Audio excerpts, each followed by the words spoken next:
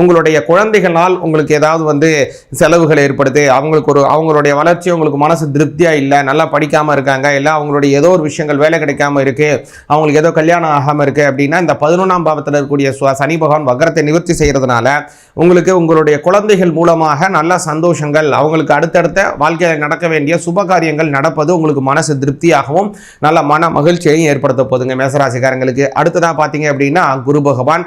இந்த குரு பகவான் முதல்ல நேர்கதியில் தான் ஆரம்பிக்கிறாரு, உங்களுடைய 4ஆம் பாவத்தில் ஆரம்பிக்கிறாரு. அவர் 9ஆம் அதிபதி 4ஆம் பாவத்தில் போறது அப்படிங்கிறது உங்களுடைய தந்தையார் வழியில அவருக்கு சில உடல் ஆரோக்கியத்தை பிரச்சனையும் கொடுக்கலாம். ஏன்னா குரு பகவான் 17ஆம் தேதிக்கு மேல அவர் வக்ரத்தை ஆரம்பிக்க போகிறார். அதனால முன்பகுதியில் ஒரு மாதிரியும் பின்பகுதி இந்த மாதம் உங்களுக்கு வேற மாதிரியும் இருக்க போதுங்க.